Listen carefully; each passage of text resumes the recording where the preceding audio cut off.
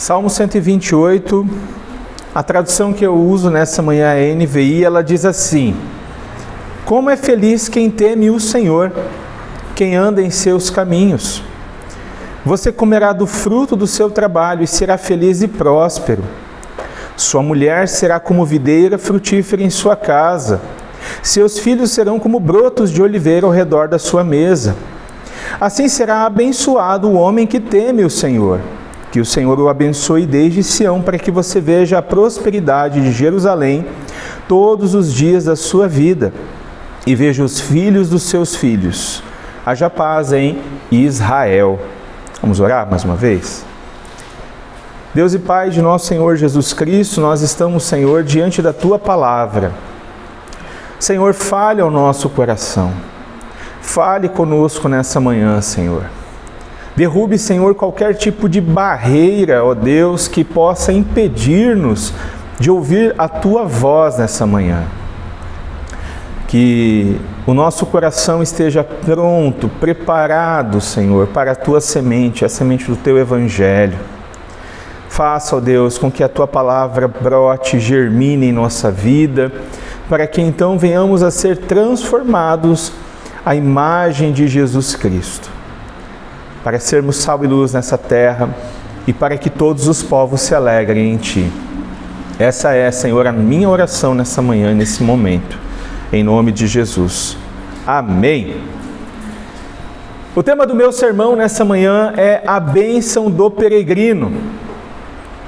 No último salmo que nós vimos ali a respeito do Senhor, do engano da autossuficiência do homem e como Deus é aquele que provê nossas vidas. Sem o Senhor, a nossa edificação é em vão. Sem o Senhor, tudo que fazemos é em vão. E esse salmo, Salmo 128, ele é como se fosse uma complementação, ele é um parzinho, ele forma quase que um parzinho com o Salmo 127. Enquanto o Salmo 127, ele foca muito na questão pessoal do salmista, aquele abrange um pouco mais o alcance da bênção. Ele começa em andar com o Senhor, ele vai ao fruto do trabalho, à família e chega até mesmo à comunidade de Israel e até mesmo a todo o confim da terra. Então nós estamos nos salmos de peregrinação, são salmos que eram cantados todas as vezes que os peregrinos iam até Jerusalém e voltavam de Jerusalém. Então, se nós pudéssemos pegar do Salmo 120 ao Salmo 134, o 128, nós já passamos da metade. Então, estamos nos aproximando do final dessa série. E nós podemos sentir que conforme os salmos vão se aproximando, nós vemos uma crescente. Lembre-se lá no Salmo 120, eu clamo pelo Senhor na minha angústia. Então ele começa com angústia e agora nós começamos a ver uma crescente. Nós começamos a ver as bênçãos. Meus irmãos, algo que nos aproxima desses primeiros leitores desse salmo, dos primeiros cantores desse salmo, é a nossa condição. Nós compartilhamos uma condição decaída com esses mesmos leitores do salmo. E o nosso pecado afrontou profundamente a Deus, e como consequência dessa afronta a Deus, dessa rebelião contra Deus, todos os nossos relacionamentos foram afetados, são afetados. Então, é isso que nos aproxima dos primeiros leitores desse salmo. O nosso relacionamento com Deus por causa do pecado, ele é afetado. O nosso relacionamento com o trabalho por causa do pecado, ele foi afetado. O nosso relacionamento conjugal por causa do pecado é afetado. O nosso relacionamento com os filhos foi afetado. O nosso relacionamento com a comunidade, com a igreja ou com a cidade também foi afetado. E se eu pudesse resumir esse sermão dessa manhã em uma pequena frase, ela seria: os que temem ao Senhor e andam em seus caminhos têm os seus relacionamentos restaurados e experimentam a verdadeira bênção no trabalho, na família e na comunidade. Em primeiro lugar, o verso de número 1, ele diz assim: como é feliz quem teme o Senhor, quem anda nos seus caminhos. Meus irmãos, a primeira bênção do peregrino, na verdade, ela é a verdadeira bênção. E dessa bênção, todas as demais bênçãos que nós vemos em seguida, e se você analisar, a gente vai ver que são bênçãos materiais, ou seja, envolve trabalho, envolve filhos, envolve casamento, envolve cidade. Todas as demais bênçãos na vida do peregrino fluem de um relacionamento com Deus, fluem dele temer a Deus, fluem dele andar nos caminhos do Senhor. Então, essa é a coisa mais importante, é o principal, é temer a Deus e andar nos seus caminhos. Nós fomos criados, meus irmãos, para temer a Deus e para andar nos seus caminhos. Em Gênesis 1, 2 e 3, nós vemos que Deus criou o homem e a mulher, o Senhor os criou, a sua imagem os criou, e ali nós vemos, por meio dessa narrativa, que o homem foi criado para temer a Deus, ele foi criado para ter um relacionamento com Deus. Diferente de todos os demais animais da criação, diferente de tudo aquilo que nós vemos na criação, apenas o homem foi criado com um poder de se relacionar com Deus. Somente o homem.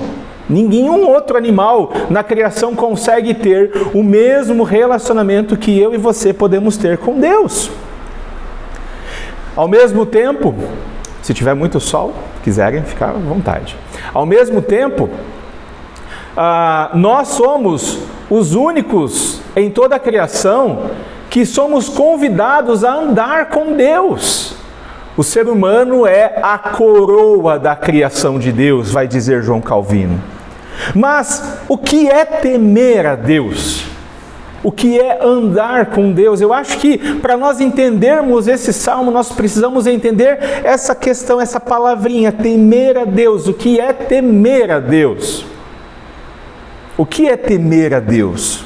John Bunyan, o autor do Peregrino, ele vai dizer que a obra do diabo é promover um tipo de temor a Deus que faça com que as pessoas tenham tanto medo de Deus que queiram fugir dele. Então, quando nós ouvimos a respeito do temor a Deus, nós pensamos em medo. Nós precisamos ter medo de Deus. Nós precisamos ter pavor de Deus. Deus é temível. E quando nós lemos algumas histórias do Antigo Testamento, nós sentimos o quê? Medo. Quando nós olhamos algumas histórias do Novo Testamento, nós sentimos o quê? Medo. Ananias e Safira, no Novo Testamento, morrem por mentir ao Espírito Santo de Deus. E é apenas um dos exemplos. Mas Bunyan completa dizendo que a obra do Espírito é exatamente o oposto disso. É produzir em nós o maravilhoso temor que cativa e nos atrai a Deus. Ou seja, a Bíblia define temor, e nós vamos ver alguns textos aqui de uma forma diferente. Temor não é medo, não é termos medo de Deus. Salmo de número 112, no verso 1, o salmista vai dizer: aleluia, como é feliz o homem que teme o Senhor e que tem grande prazer nos seus mandamentos. Perceba, temer, ele teme ao Senhor, ele tem prazer. Essas duas palavrinhas estão na mesma frase. Ele teme ao Senhor e ele tem prazer nos seus mandamentos. Nós precisamos lembrar que os salmos são poesia. Muitas vezes uma parte da frase ela é repetida na segunda parte da frase. Um verso é repetido no outro verso com outras palavras. Então aqui o homem que é feliz, ele teme ao Senhor e ele tem prazer nos seus mandamentos. Temer e prazer. No Salmo 145, verso 19 e 20, o salmista diz: ele realiza os desejos daqueles que o temem, ouve-os gritar por socorro e os salva. O Senhor cuida de todos os que o amam, mas a todos os ímpios destruirá. Novamente aqui nós temos as duas palavras, temor, os homens que temem a Deus são os mesmos que amam a Deus. Então, o temor, segundo a Bíblia, não está relacionado apenas a medo. O Satanás, Tiago vai dizer que Satanás, ele treme de medo. Ele tem pavor de Deus. Mas aqueles que servem ao Senhor, aqueles que caminham com Deus, o temor está conectado com amor, está conectado com prazer em Deus. Então, temor e prazer, temor e amor estão conectados, estão juntos. Quem teme ao Senhor o ama de verdade. Quem ama ao Senhor o teme de verdade. Quem teme ao Senhor tem prazer em seus mandamentos. De modo que, John Bunyan vai dizer também, podemos dizer como Spurgeon, que este é o tipo de temor que tem em si a própria essência do amor, sem a qual não haveria regozijo, nem mesmo na presença de Deus. De fato, quanto mais de perto olhamos, mais próximos parecem estar o temor de Deus e o amor a Deus. Então, amor e temor estão juntos, não se separam, estão juntos. Abra comigo em Deuteronômio capítulo 6, verso 1. Nós vamos ver novamente como Deus coloca em pé de igualdade, e é como se fosse um sinônimo ou uma consequência, o temor e o amor a Deus. Deuteronômio capítulo 6, verso 1.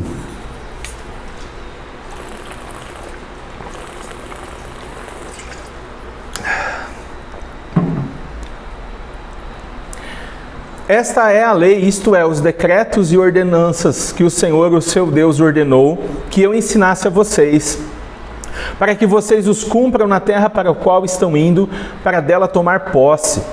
Desse modo, vocês, seus filhos e seus netos temerão o Senhor, o seu Deus, e obedecerão a todos os seus decretos e mandamentos que eu lhes ordeno, todos os dias da sua vida, para que tenham vida longa. Ouça e obedeça, ó Israel.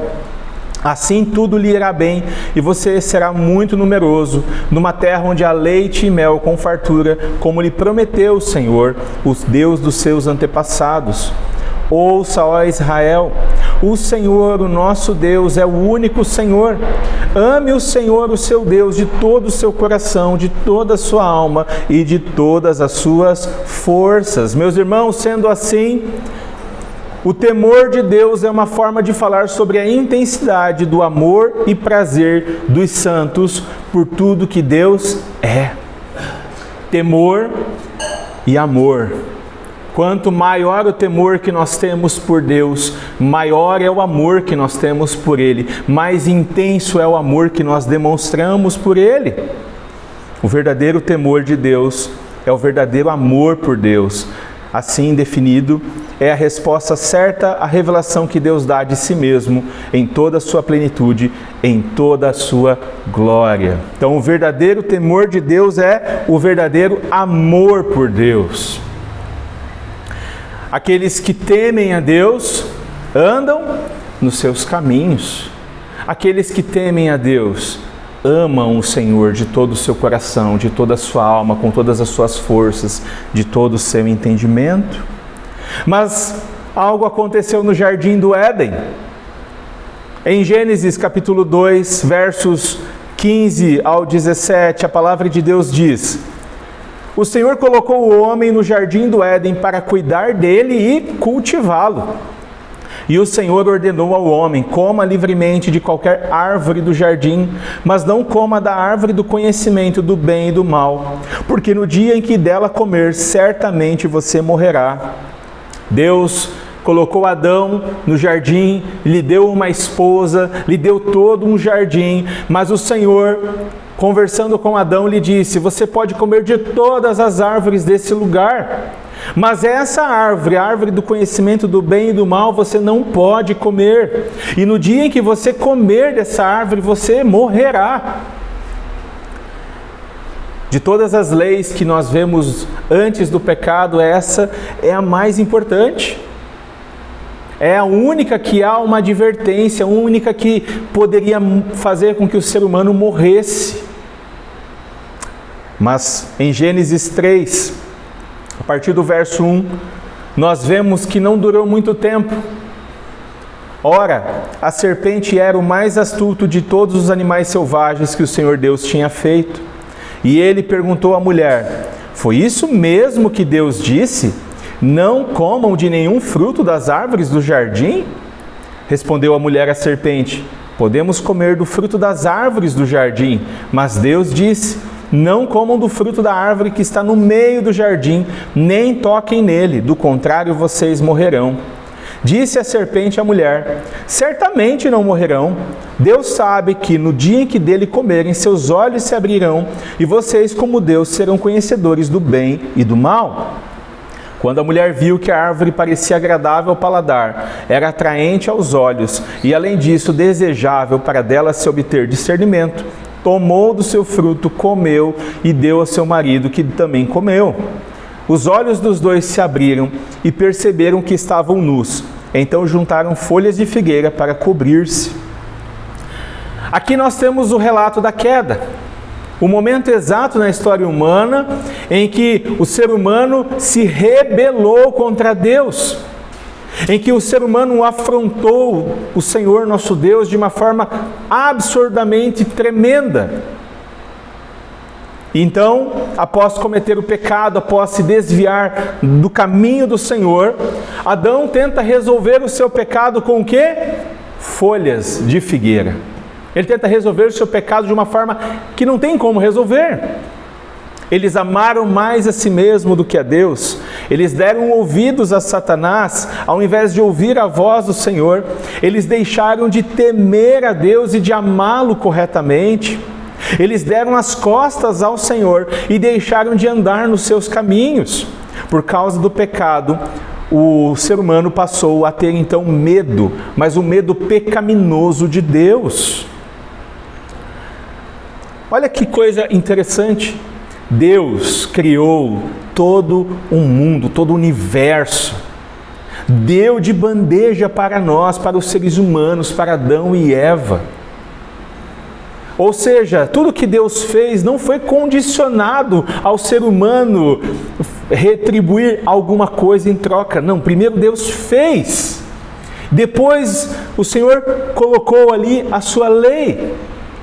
Mas mesmo diante de tanto amor, de tanta graça, o ser humano preferiu dar as costas ao Senhor. O ser humano amou a si mesmo muito mais do que a Deus. E ele ouviu a Satanás e por isso ele passa agora a ter um medo, mas um medo pecaminoso. Adão foi o primeiro a sentir esse medo. E a reação dele naquele momento mostra-nos a natureza essencial do medo. O medo pecaminoso afasta o homem de Deus. Mas o Senhor não nos abandonou. Em Gênesis 3, após Adão pecar, Deus vem ao encontro dos nossos pais e promete redenção futura. Por meio de quem? Do descendente da mulher. E ainda no Éden, o Senhor nosso Deus cobre a nudez dos nossos pais. Ele mata o primeiro animal da história. E com as peles daquele animal, o Senhor cobre a nudez de Adão e Eva. E esse sacrifício que nós lemos lá em Gênesis 3:21, que diz: o Senhor Deus fez roupas de pele e com elas vestiu Adão e sua mulher. Com esse sacrifício, o Senhor estava apontando para o descendente da mulher que um dia viria, o nosso Senhor Jesus Cristo. Então, a partir daquele momento, nós vemos o início do plano redentor de Deus.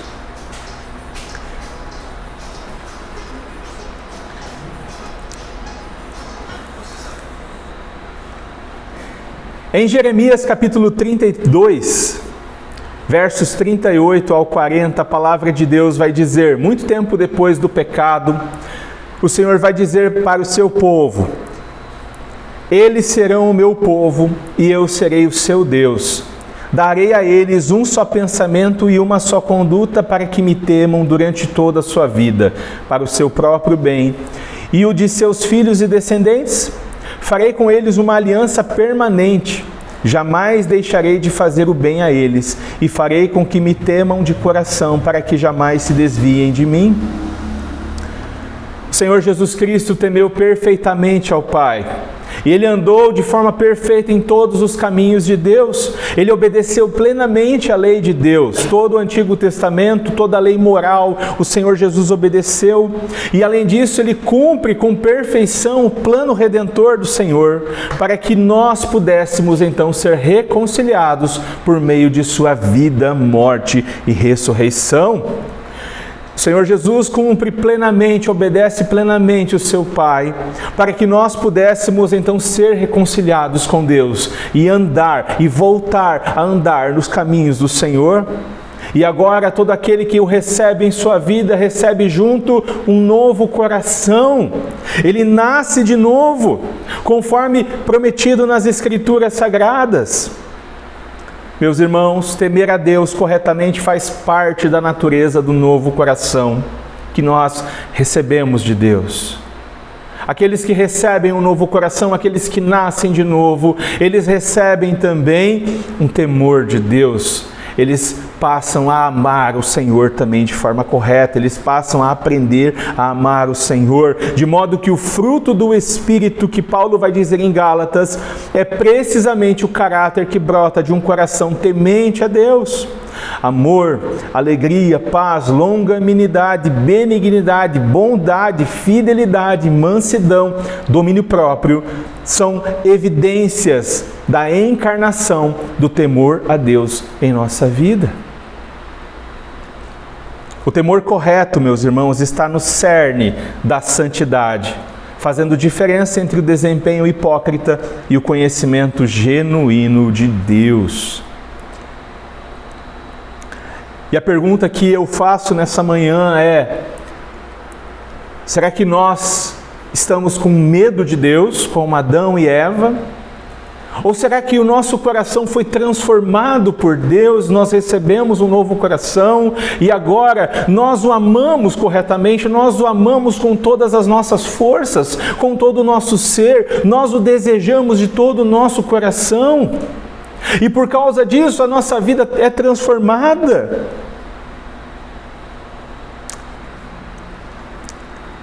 Alguns de nós talvez ainda tenham um medo de Deus, medo do Senhor.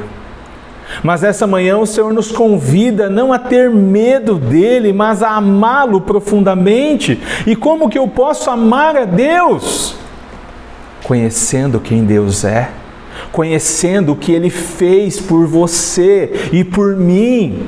É dessa forma, é conhecendo a Deus da forma que Ele se revela na Escritura Sagrada, que nós podemos o amar corretamente. Não há outra forma, não há outro jeito.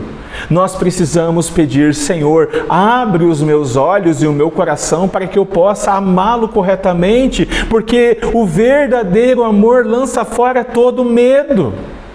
Todo medo é lançado fora. Quanto maior for o nosso amor pelo Senhor, maior será o nosso temor a Deus, a nossa reverência a Deus. E quanto maior o nosso amor pelo Senhor, nós nos adequaremos aos seus caminhos, nós andaremos nos seus caminhos, nós o amaremos, nós o obedeceremos com as nossas forças, com o nosso coração, por mais que a nossa obediência não seja perfeita, mas nós desejaremos ser perfeitos, porque Deus colocou agora um coração em nós, um coração sensível, um coração que ouve a palavra de Deus e deseja viver de acordo com essa palavra. Nós não podemos fazer isso por nós mesmos. Nós necessitamos de Cristo, nós necessitamos da obra de Cristo em nossa vida, em nosso coração. Nós necessitamos dessa transformação. Essa é a verdadeira bênção. Essa é a maior de todas as bênçãos. Porque nós podemos ter muita riqueza nesse mundo. Nós podemos ter toda a prosperidade, comprarmos tudo que o dinheiro pode comprar. Nós podemos constituir uma família perfeita. Nós podemos ter filhos e netos e bisnetos. Mas nada disso terá valor se nós virarmos as costas ao nosso Criador. Nada disso terá valor se nós não temermos a Deus corretamente, se nós não amarmos o Senhor corretamente. Por quê? Porque nós não teremos prazer nessas coisas. Haverá um vazio em nossa alma. Há um espaço em nosso coração que somente o Senhor pode preencher. E aí, quando nós o amarmos corretamente, quando nós o amamos corretamente, nós podemos dizer como o salmista: o Senhor é meu pastor, eu não tenho falta de nada. Nada, nada. Porque as bênçãos que nós vemos no decorrer desses salmos não são promessas, garantias inalienáveis. É um salmo de sabedoria. São coisas que Deus dá, mas muitas vezes, por algum motivo, Deus não nos dará. Mas aqueles que têm ao Senhor terão tudo. Aqueles que andam nos caminhos do Senhor, ainda que passem o maior perrengue nessa terra, ainda que comam o pão que o diabo amassou, serão os mais felizes sobre a face da terra e terão o reino de Deus. Mas aquele que teme ao Senhor, que anda nos seus caminhos, também desfruta das bênçãos do trabalho. E não apenas das bênçãos do trabalho, não apenas o trabalho em si, mas ele desfruta do fruto do trabalho. Salmo 128, verso 2, diz assim: você comerá do fruto do seu trabalho e será feliz e próspero. Meus irmãos, quando nós olhamos para Gênesis novamente, e eu vou dizer uma coisa muito importante: nós teremos muita dificuldade de compreender toda a Bíblia se nós não compreendermos o livro de Gênesis. O livro de Gênesis é fundamental, especialmente os 3 primeiros capítulos, para entendermos todo o restante da Bíblia. E quando nós voltamos ao Gênesis, especialmente no Gênesis 2, nós vemos ali que o homem foi criado para trabalhar, para guardar e cultivar a terra. Ele foi criado, nós fomos criados para trabalhar. Ou seja, o trabalho não é fruto do pecado. Alguns pensam: nossa, eu tenho que trabalhar por causa de Adão. Não, nós temos que trabalhar porque Deus nos criou para o trabalho. E você deve conhecer uma pessoa mais idosa que trabalhou a vida inteira. Geralmente é uma pessoa que fica agoniada de ficar em casa sem fazer nada. É ou não é verdade? Quanto mais idoso, mais agoniado a pessoa fica. E foi daí que inventaram o idoso aranha. Né? Vocês já viram o idoso aranha? O idoso aranha é aquele que sobe no telhado para limpar a calha. É aquele que sobe na escada, mesmo que a escada não está muito firme. Por quê? Porque Deus nos criou para isso. Deus nos criou para o trabalho. Deus nos criou para trabalhar. E esse desejo que nós temos é um desejo que Deus colocou no nosso coração, independente do trabalho que você faça. E é muito interessante que quando nós fazemos um bom trabalho, nós sentimos o quê? Prazer, realização, alegria. Não é verdade? Nós somos criados. E nós somos criados também para desfrutar do fruto do nosso trabalho. Então, a ideia do Senhor é que o homem trabalhasse, que ele cultivasse a terra, que ele guardasse a sua família e que ele desfrutasse desses frutos. Mas então os nossos pais pecaram. Em Gênesis 3, nós vemos o Senhor amaldiçoando a terra. Deus amaldiçoou a terra por causa do pecado de Adão. Deus não amaldiçoa o trabalho, Deus amaldiçoa a terra. Ele torna o trabalho mais difícil. Ele torna o trabalho mais difícil.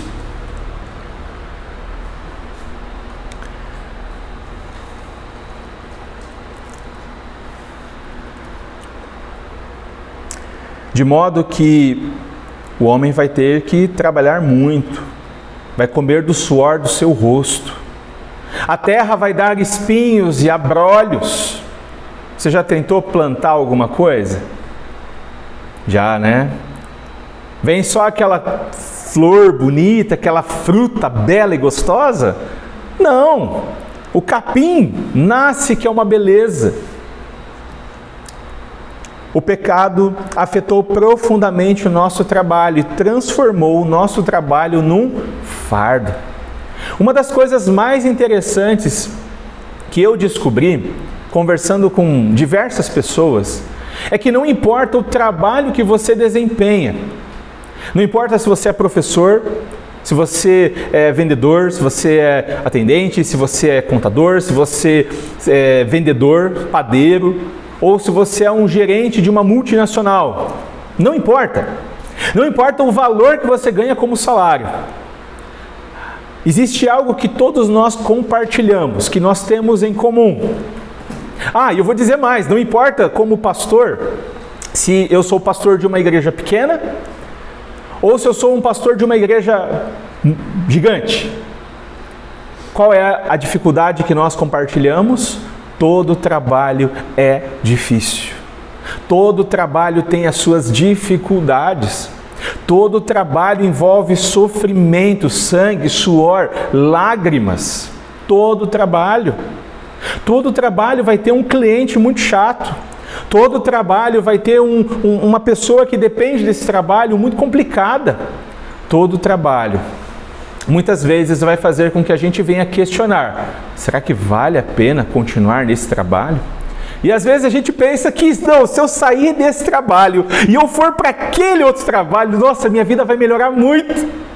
Porque a gente olha geralmente para quê? Grana. Quanto mais a gente vai ganhar? E talvez a gente até ganhe um pouco mais. Mas conforme aumenta o nosso salário, aumenta também a nossa dificuldade. Aumenta também o nosso fardo, ele se torna mais pesado. Isso é por causa do trabalho. Mas aqueles que temem ao Senhor, andam com Deus nos seus caminhos, desfrutam da bênção do trabalho. Desfrutam não apenas da bênção do trabalho, mas do fruto do trabalho. Nosso Senhor Jesus Cristo, quando veio a essa terra, quando Ele encarna, o Filho de Deus encarna, a palavra de Deus diz que Ele trabalhou até cansar. A obra de Cristo é um trabalho. Foi fácil? Não foi fácil. E agora, por meio de Cristo, eu e você podemos trabalhar para a glória de Deus.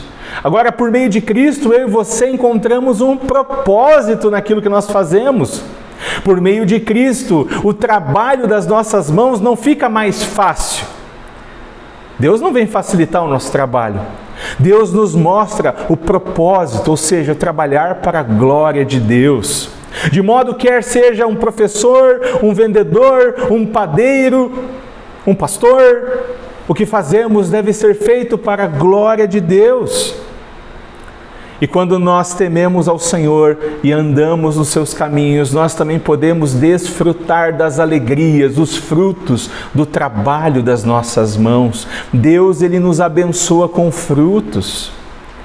Quando olhamos para o fruto às vezes vai se materializar numa casa, num carro, às vezes numa promoção na carreira. Às vezes o fruto, por menor que seja, vai ser um elogio, uma lembrança, de diversos chocolates na Páscoa.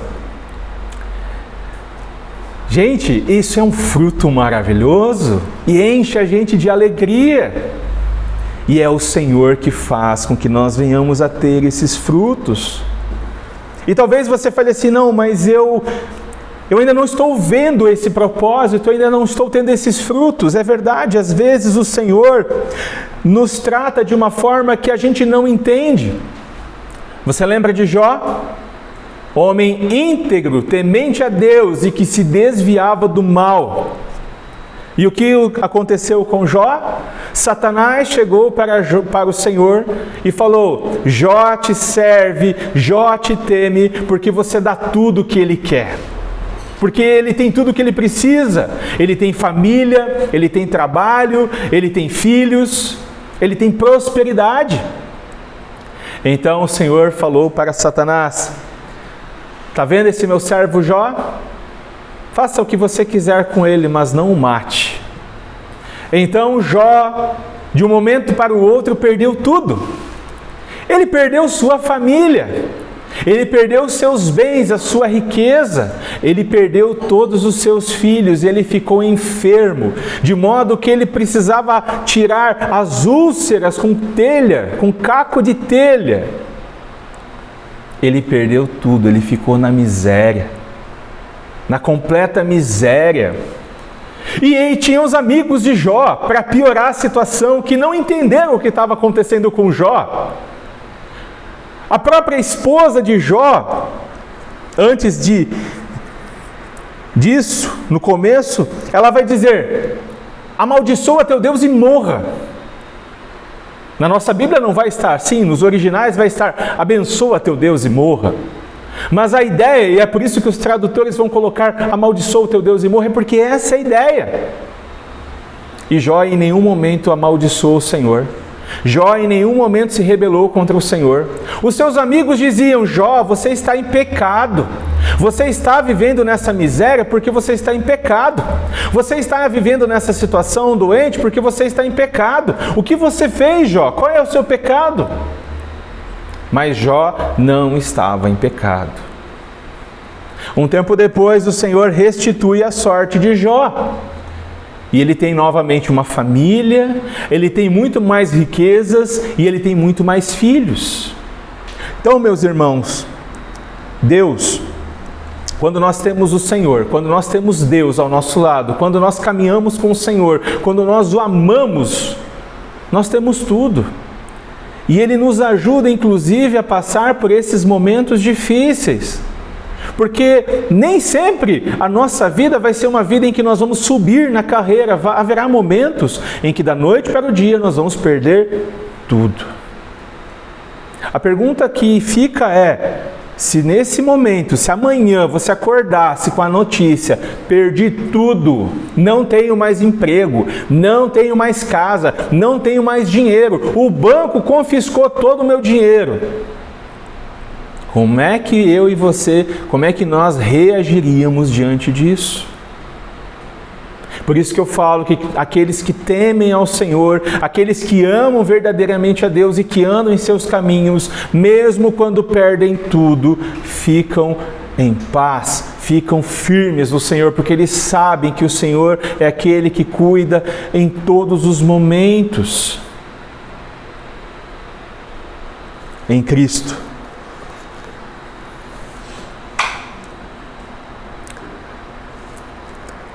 No verso 3, sua mulher será como videira frutífera em sua casa, seus filhos serão como brotos de oliveira ao redor de sua mesa. Assim será abençoado o homem que teme ao Senhor. Ou seja, em terceiro lugar, aqueles que temem a Deus e andam nos seus caminhos desfrutam a bênção de uma família frutífera. Agora a bênção se estende para a família.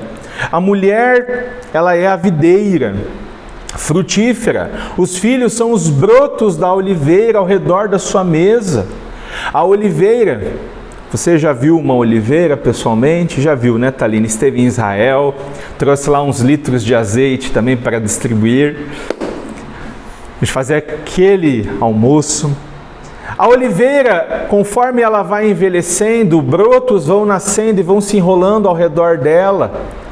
Ou seja, vão renovando aquela árvore. Meus irmãos, Deus nos criou, voltando novamente ao Gênesis, Deus nos criou para constituir família e para multiplicar a imagem de Deus sobre a terra através de filhos e netos. Foi para isso que Deus nos criou. Quando olhamos para Gênesis, nós vemos a ordem do Senhor: multipliquem-se, encham a terra, sejam fecundos. E é muito interessante que quando nós olhamos para Noé, depois que acontece o dilúvio, nós vemos a mesma ordem de Deus a Noé. Lembre-se, o dilúvio aconteceu porque a maldade havia se multiplicado. Depois do pecado, a maldade do homem havia se multiplicado sobre a terra, e os homens ficaram tão maus, tão perversos, que o Senhor decidiu acabar com todos eles, sobrando apenas Noé, sua esposa e seus filhos e noras. Então Deus ordena a Noé, construam uma arca, e no tempo certo virá uma inundação e cobrirá toda a face da terra. E no tempo certo Deus abriu as comportas do céu, e fontes de água jorraram de todos os lugares, e a terra inteira foi coberta por água. Sobrou apenas Noé e sua família. E quando tudo volta ao normal, Deus novamente ordena a Noé e a sua família: sejam fecundos, multipliquem, encham a terra. E a ideia, meus irmãos, é que conforme o ser humano fosse enchendo a terra, essa terra fosse sendo cheia de pessoas que são imagem de Deus, imagem e semelhança de Deus, e chegaria um momento em que toda a terra seria coberta da imagem de Deus, da glória de Deus, da mesma forma que as águas cobrem o mar. Esse é o propósito do Senhor. O Senhor quer multiplicação.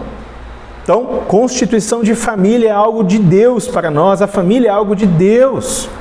Mas por causa do pecado, novamente o pecado, ele desvirtua, ele quebra muitas coisas. E quando nós olhamos para Gênesis 3, por causa do pecado agora, Deus não amaldiçoa a mulher. Deus diz para a mulher: por causa do pecado, você vai sentir dores terríveis no parto. E você vai ter que se submeter ao seu marido. Ou seja, a outro pecador. Porque nós não temos a noção de como seria a convivência com pessoas que não têm pecado nenhum. Nós não temos essa noção. As mulheres que deram à luz não têm noção de como seria um parto sem dor nenhuma. E não apenas o parto em si, mas toda a gravidez e depois dos primeiros anos, em que os pais não dormem direito. Então o Senhor coloca sobre a mulher essas dores de parto. Além disso, os pais, depois do pecado, vão ter dificuldades de conduzir os seus filhos aos caminhos do Senhor. Adão e Eva, eles têm um casal, Caim e Abel. Um casal não, perdão, 2 filhos, uma dupla de filhos, Abel e Caim. E o que acontece com Abel e Caim? O primeiro casal, os primeiros 2 filhos, não sei porque estou em casal na minha cabeça. Os primeiros 2 filhos do Senhor, de Adão e Eva, um deles se tornou o primeiro homicida de toda a história, Caim. Ele matou Abel. E daquele momento em diante, nós vemos que apenas Adão e Eva vão adorar ao Senhor. A adoração para. É muito tempo depois que o Senhor será novamente adorado em toda a terra. Por causa do pecado, os pais podem falhar em conduzir seus filhos aos caminhos do Senhor.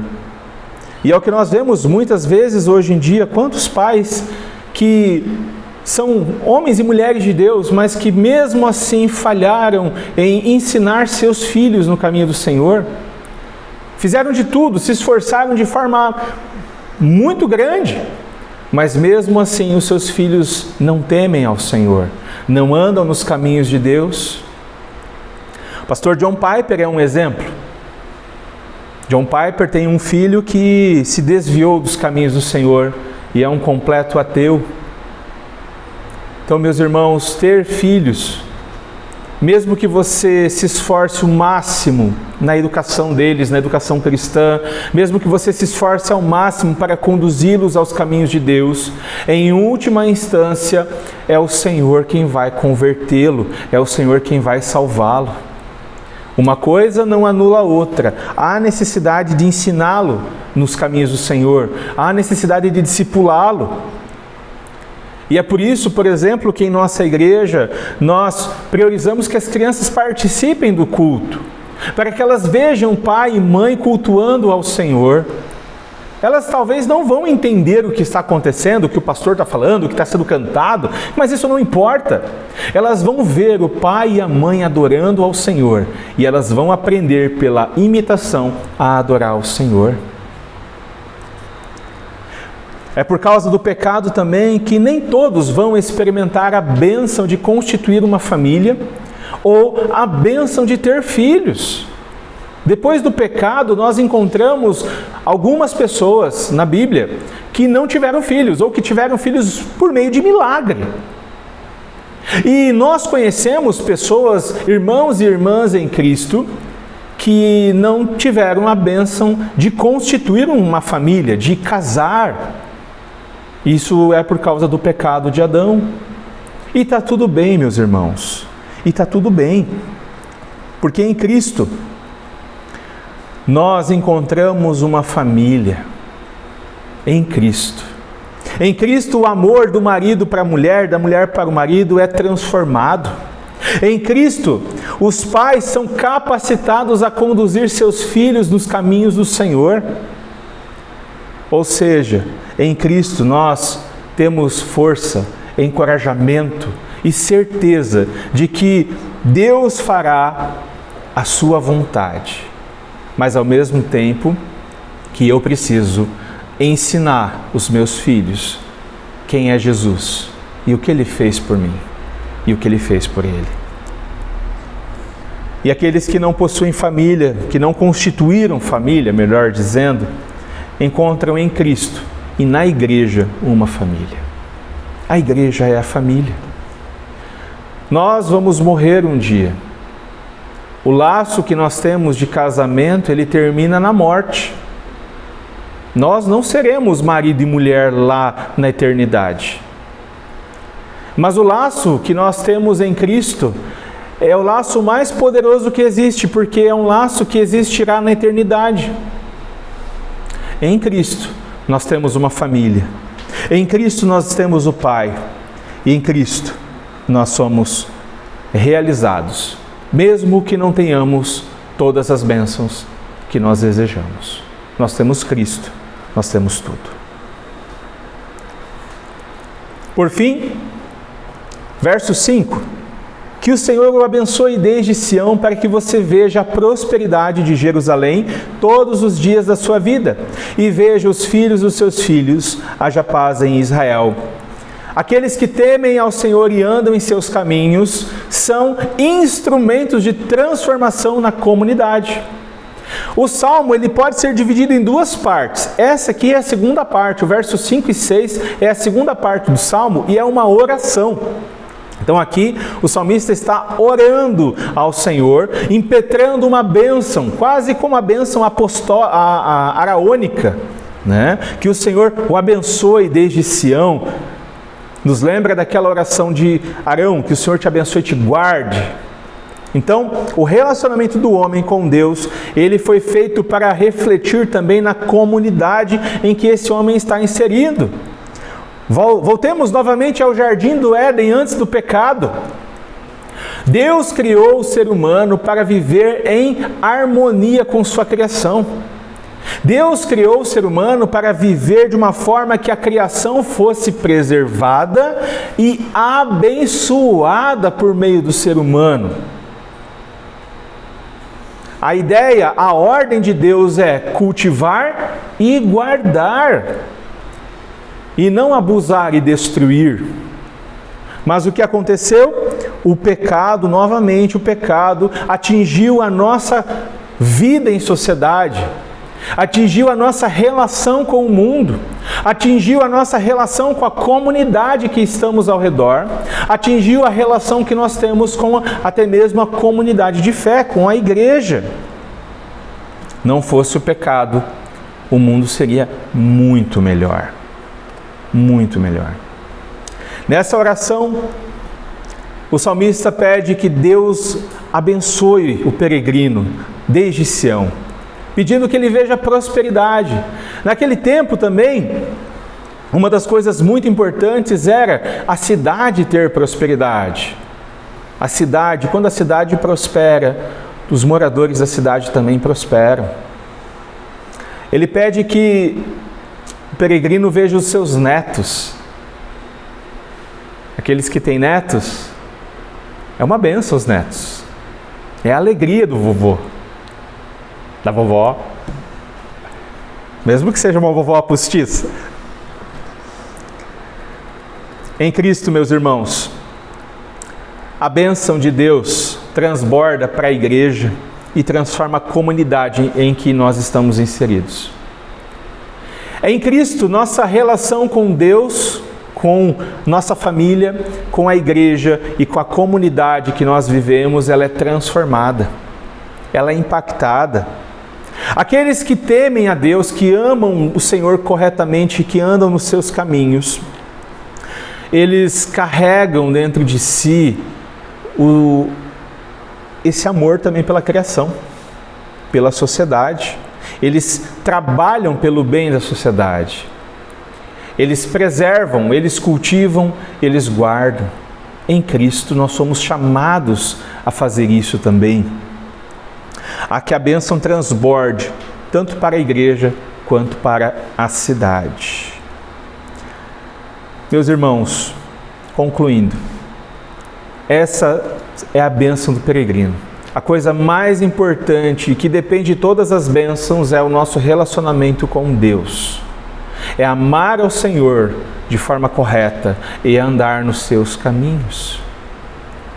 Se nós o amarmos corretamente e andarmos nos seus caminhos, nosso trabalho deixará de ser um fardo. Nós enxergaremos o nosso trabalho como missão, como um propósito, como uma forma de glorificar a Deus com o fruto das nossas mãos. Além disso, nós teremos o prazer do trabalho. Quando nós entendemos e amamos o Senhor corretamente, nós andamos nos seus caminhos. O nosso relacionamento conjugal, ele muda. Nós passamos a amar nossas esposas como Cristo ama a igreja. Os nossos relacionamentos com os filhos também são transformados. Nós desfrutamos de uma família frutífera. Mesmo que nessa terra nós não constituamos família de sangue, nós encontramos uma família de fé que nos ama. Por fim, aqueles que amam a Deus corretamente, que temem ao Senhor, que andam nos seus caminhos, são os instrumentos que Deus usa para transformar a cidade, para transformar a igreja. Vamos orar? Obrigado, Senhor, pela Tua palavra. Obrigado, Senhor, pelo Teu Evangelho. Nos ajude, ó Deus, a que por meio de Cristo sejamos instrumentos nas mãos do Redentor. Que por meio de Cristo, Senhor, nós sejamos agentes de transformação, ó Deus, nessa cidade. Ajude-nos, ó Deus, a amá-lo corretamente. Ajude-nos, ó Senhor, a termos prazer em Ti, a nos alegrarmos em Ti. Ah, Senhor, abre os nossos olhos, faça-nos enxergar corretamente quem o Senhor é e o que o Senhor fez por cada um de nós. E que a Tua bênção, Senhor, esteja sobre nossas vidas. E que nós venhamos a glorificar a Ti com o trabalho das nossas mãos. Que o nosso prazer e a nossa segurança não estejam nas coisas desse mundo, mas no Senhor Jesus Cristo. Porque foi Ele quem morreu em nosso lugar, por nossos pecados. E é Ele que ressuscitou para a nossa justificação. E é nele que nós somos transformados e servimos como agentes de transformação da sociedade. Que o Senhor nos abençoe desde Sião e que sejamos enviados a esse mundo como sal e luz para transformar também essa cidade no Teu poder, ó Senhor, e no Teu nome, Jesus. Nós oramos. Amém.